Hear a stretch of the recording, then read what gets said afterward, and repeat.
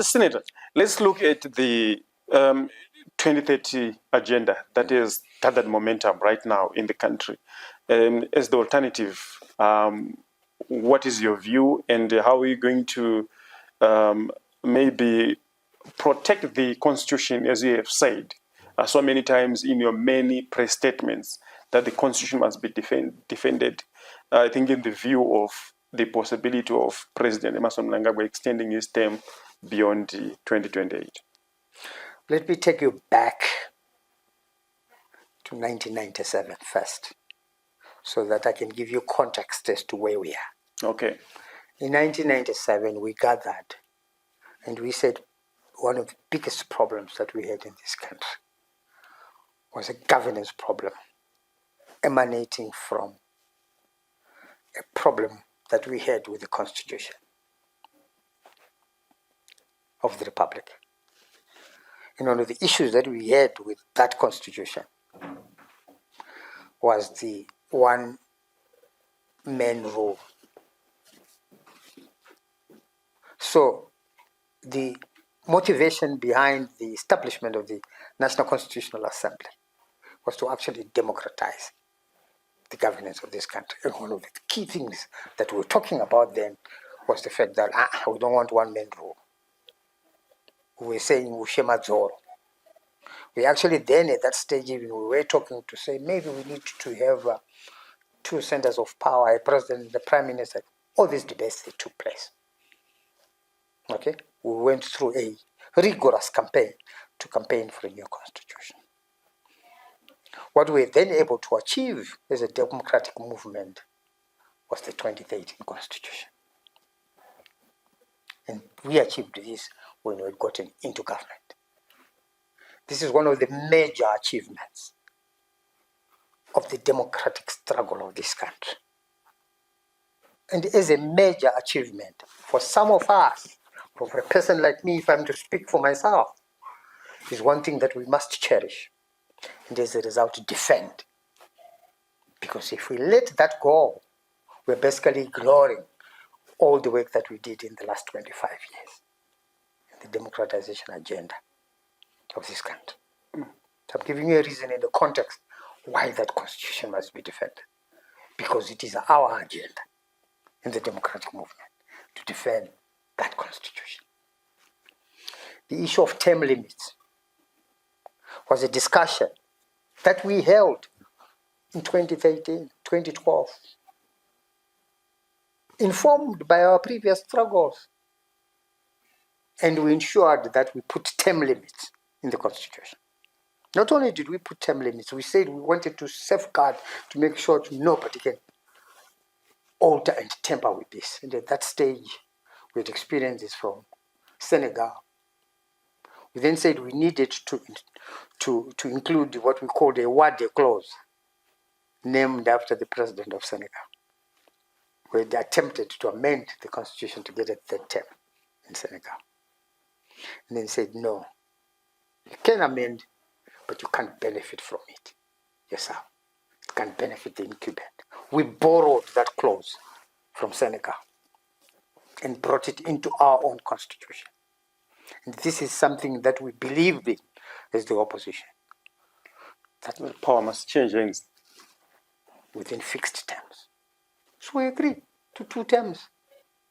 So this is an agreement that myself and other comrades, we agreed to, all of us. I will not now, for expedience or whatever reason, move away from that agreement. But that same constitution, pretty much I think, that those term limits, still there's a provision that there must be a referendum, there must be an amendment, even to allow the incumbent to benefit. Precisely. We then said, we must make it difficult. Okay? That if it is to be done, there's only one way of doing it. We must go back to the where power is derived from. We must go back to the people. It can't be done by parliament. We must go back to where power is derived from. And that's why we insisted that we should only do it if we go to the referendum. because the people at the end of the day are the constitution. So for a person like me, this is a matter of principle. This fight is a fight on principle.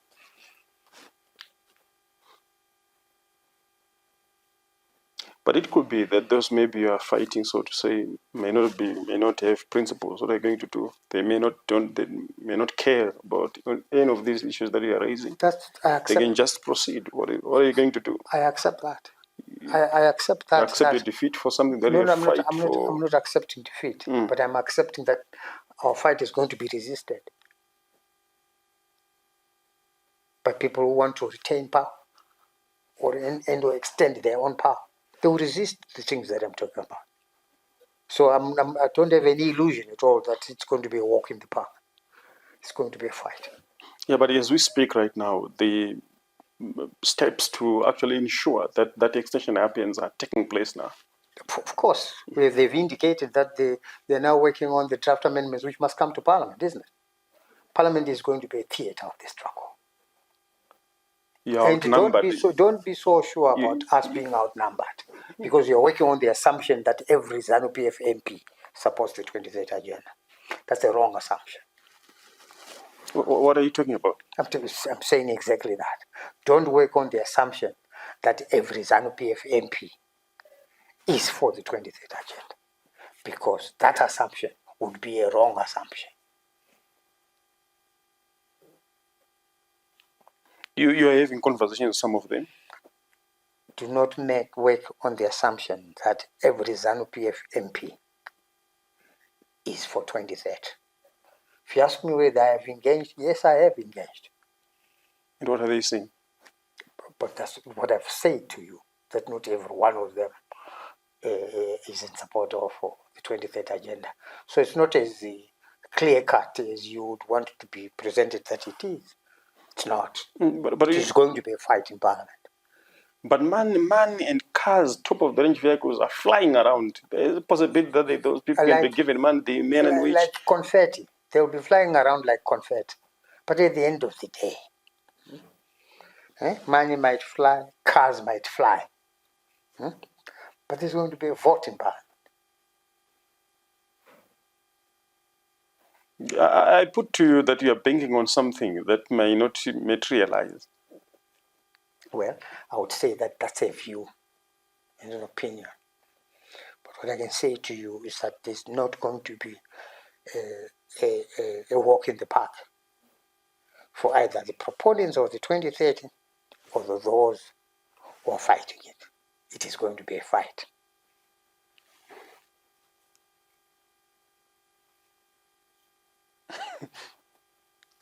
Yeah.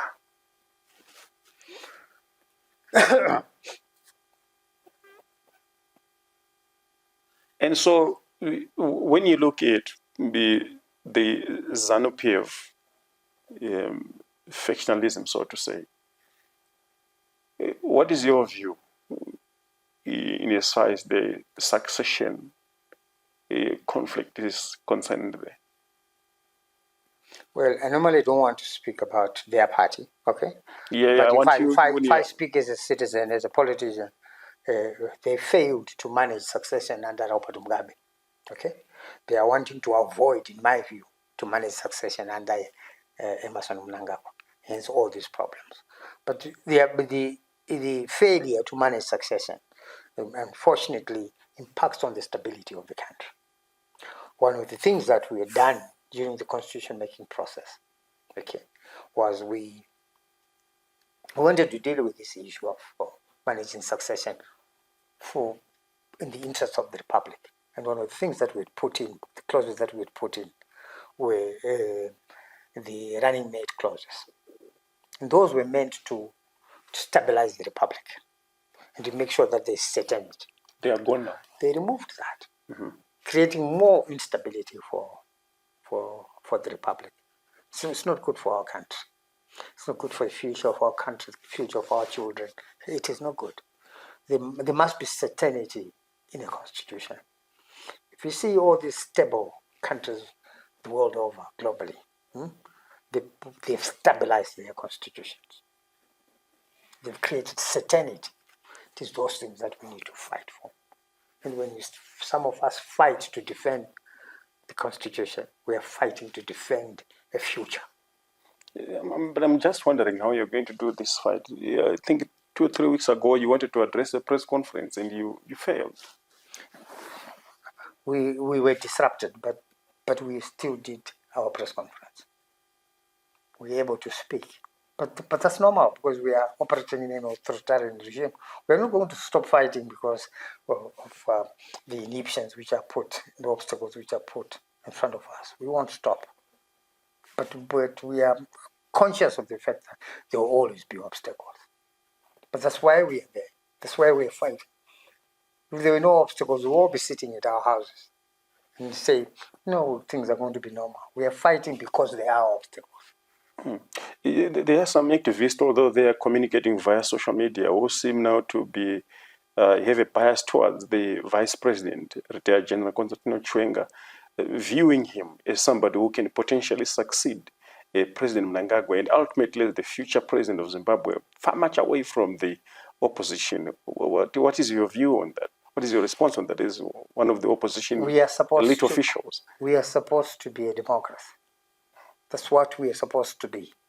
So in a democratic state, people are supposed to express those views freely. You don't have to agree with them, but they must have the right to express them. So I don't have any issues with anyone expressing a view to say maybe we prefer so and so. That's how it should be in a democracy. Is it not a sign that maybe there is no confidence in the alternative anymore? I would not say that. In my view, I would not say that. I would say that that's the vibrancy that we need in a democratic state. People must be able to express themselves in their views which are different. And that having views which are different should not necessarily lead into those persons being labeled. No, I do not agree. And besides banking, maybe on ZANU-PF MPs not voting for, what plans do you have maybe from the alternative to make sure that you stop this mutilation of the Constitution as you have constantly put it? I think that it would be disingenuous of me to sit down here and go on a public platform and lay bare our strategies. Surely I can't do that. What I can say to you with certainty is that we are going to fight the 2030 agenda. But when you look at it, what could be the signs of just extending beyond with 2 years, 2028 to 2030? But why should we do that? No, but I want you to maybe just share with our viewers in terms of what do you think could be the signs of just extending beyond, what miracles can happen between those 2 years? Nothing. Why that specific period? Nothing, because you see, what we need to do, we need to, as a country, we need to have issue-based politics, okay, rather than personality-based politics. The biggest problem that we're having now is they are saying they need to extend the term of office of President Mnangagwa. So this is a personalized, okay, amendment of a constitution. Nothing to do with the republic. And that is a difficulty. This country should be able to say, listen, we need to amend our constitution because of issue A, issue B, issue C, issue D. Not that we need to amend this constitution so that Honorable Timber can have an additional 2 months in office. It can't be about Honorable Timber. But because there are other persons. Zimbabwe, how many are we? 16 million Zimbabweans who can govern this country. The argument is that there's massive development and therefore it must not be disturbed. But that development is not personal. It's national development. And every Zimbabwean can walk into that office and should be able to walk into that office and continue with that development. If development was personalized to that extent, then there will never be an election anywhere in the world. Because each president would then just come and say, no, I started building 16 roads, so my roads are not yet finished. so I need another 3 years to go and finish my road. It can't be. There's something terribly wrong with it. It can't be about individuals. It has to be about the Republic. It has to be about offices of the Republic. And the fact that those offices are accessible to any one of the 16 million inhabitants of the Republic of Zimbabwe. But it's a development perhaps that have got a face.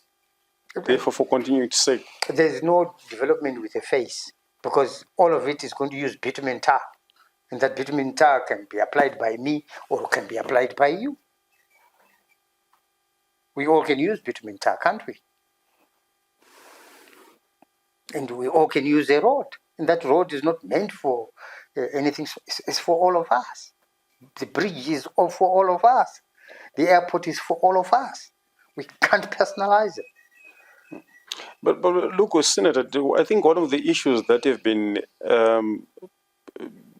talked about on social media is that as the alternative, you don't have programs that pretty much targeting the livelihoods of the people, even from the grassroots, even pretty much your long-time supporters, and so to say, that don't have welfare programs, for example, that are targeted to support your supporters at the grassroots level. Responsibility, that's part of the difficulty that we have. Mm-hmm. The responsibility to have safety nets or welfare programs is the responsibility of the state through a given government. It is not the responsibility of political parties, whether a ruling political party or an opposition political party. That's not your role. Your role is to come up with policies that can then link to programs. A political party should not have a responsibility of doing projects. That's the responsibility of government.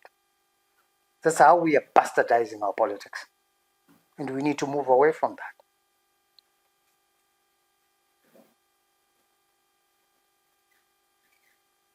The roads are done by local authorities, not by political parties.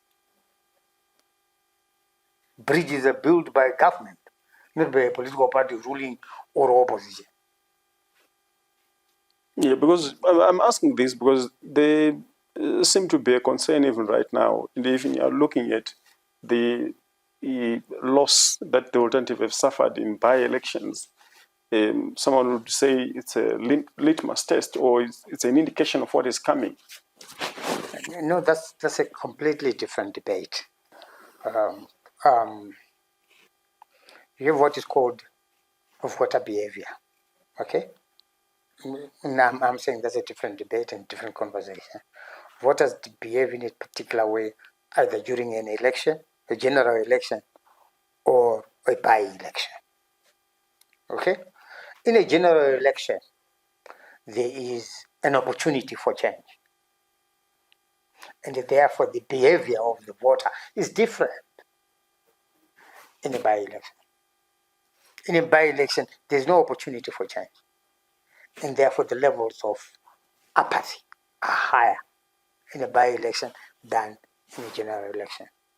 And if I had known that you were going to raise this question, I would have brought statistics to demonstrate to you since 1980. It has always been like that. But it's still keeping a conversation on the 2030 agenda. There are two maybe very important things you may need to reflect on. One, some analysts are saying it's just a decoy, just to make sure that your fight is focused on somewhere else while the ZANU-PF is campaigning. It's a decoy. Number two is that if it ever happens, the 2030 extension, the 2030 agenda, even the life of Parliament and Council of Local Authorities will be as well be extended to 2030. Okay. As a planner, and I consider myself to be one of the planners, you plan for all eventualities, including the possibility that it might be a decoy. So which means you are faced with such a situation, you do scenario planning. And you say, what if, including the possibility that you are talking about. So it's always planned for. You plan for all possibilities. And what is your reflection on the life of Parliament and local authorities being extended as well? We are planning for that too. that can be a possibility, that can be a scenario. But that means it won't be a personalized 2030 agenda now, because it moves away from beyond the president to include the life of parliament and local authorities as well. It's personalized in the sense that that's where the starting point is. This is now done. This is institutionalizing a personal issue or a personal agenda. But the starting point, as we are all aware, has been we need to extend the life of the office of the president by 2 years to 2030 to coincide with his 2030 vision. That has been the stated objective. The rest then becomes technical.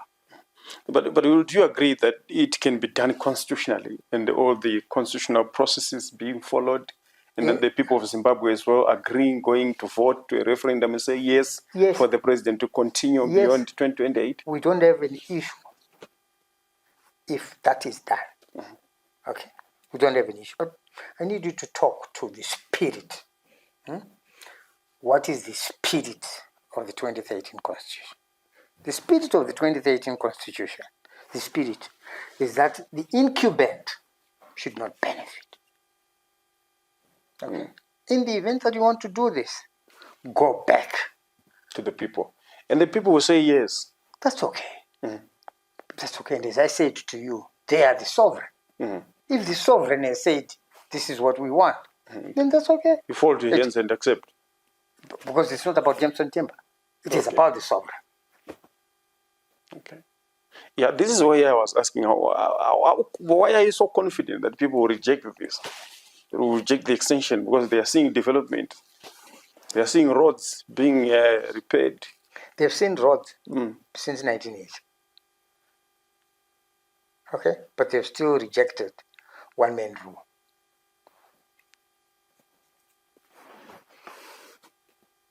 Yeah, but now we also have this additional of people are getting cars out there, they're getting cash, getting projects. I accept that. A lot of things are happening. They are benefiting. I accept that. So why would they not support something that they are benefiting from?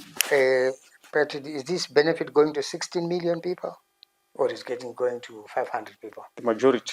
Let's say the majority. But the majority are not getting cars. Did you get a car yourself? Because I don't. I don't have a car myself. Would you want it if it comes? No. If I want a car, I'll go and buy my own car. I'll go and buy my own car.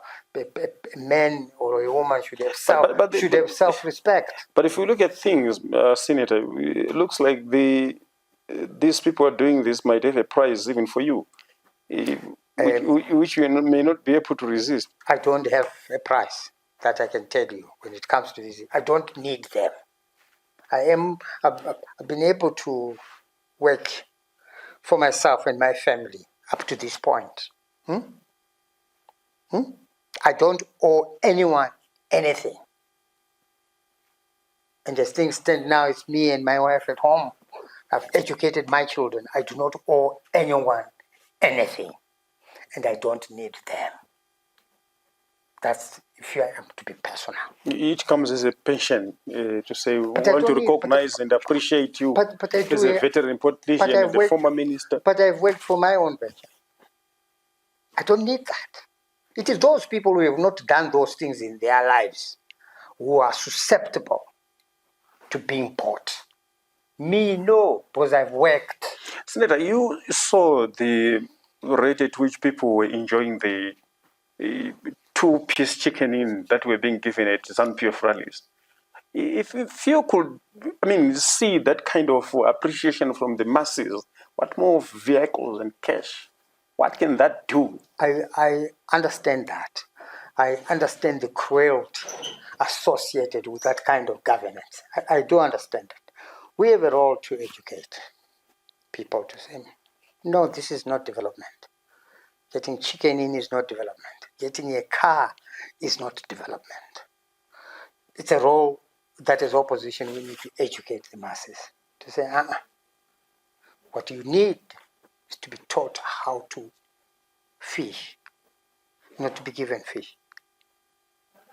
Because if you are given fish, and the person who is giving you that fish tomorrow is not there, you're going to be hungry. So it's our job is to educate the masses and say, this is not development. Okay, creating a dependency syndrome. that's okay, Senator. Let's look at the events that are taking place in this country.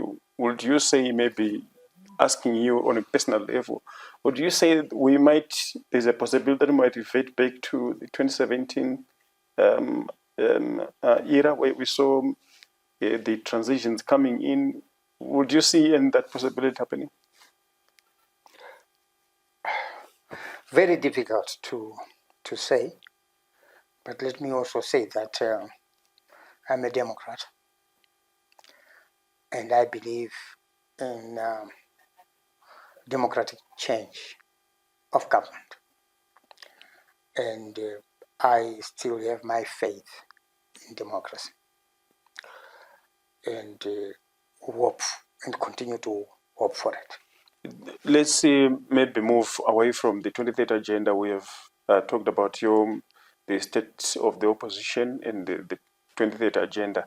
What is your view on the say crisis that is happening in the communities with regards to the Chinese enterprise expansion, building firms and so forth? We have had an issue with the Christmas past in Mtare being threatened. These are more, so to say, cultural sites and stuff being destroyed. What is your view as the alternative? What are you doing about that? I feel strongly about it. We are having ranges of mountains being decimated, Boterepa and others being decimated. Our environmental agency is sleeping on the job.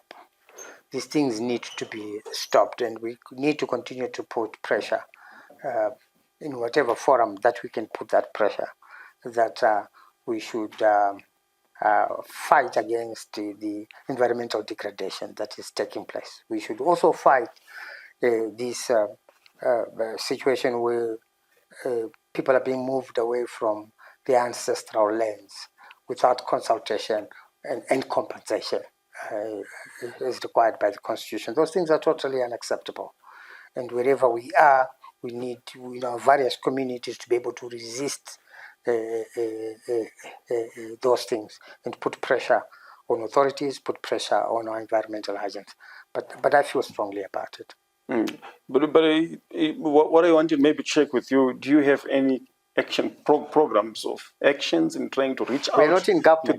to those victims? Yeah, the alternative. Yes. Yeah. We are not in government. What we do is we go and engage with communities at community level to educate them on their rights. For instance, to say, if people are to come here to say ABCD, you can take this matter to court, and challenge.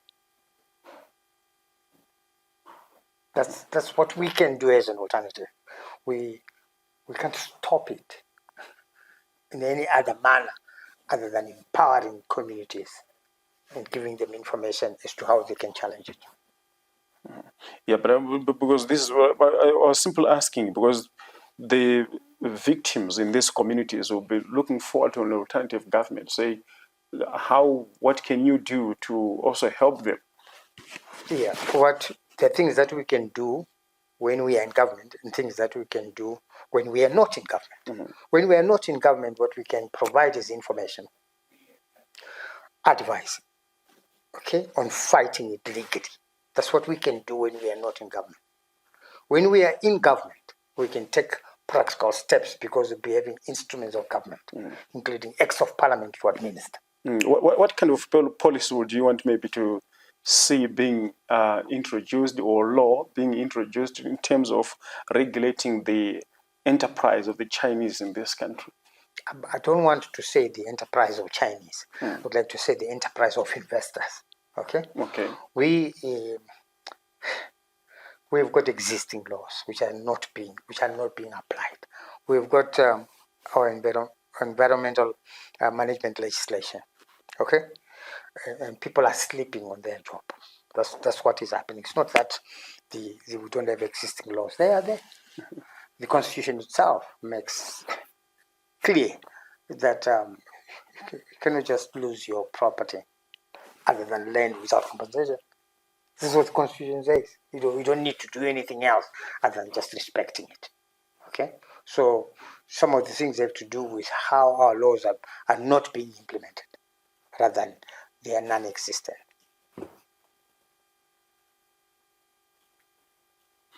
And finally, what can you tell the people of Zimbabwe about 2028 from the alternative side? That we should all prepare for an election on 2028. Section 158 of the Constitution talks to regular elections, and in this case, which take place every 5 years. There will be an election in 2028. We should be prepared to go and vote in that election and vote for change. Thank you very much, Senator. Thank you. We were speaking to Senator Timber, who was sharing his views in terms of the state of the opposition affairs in Zimbabwe, the 2030 agenda, and as well as other social issues that are happening in this country. Thank you so much for tuning in, and thank you so much for watching through. Until next time, I'm signing out.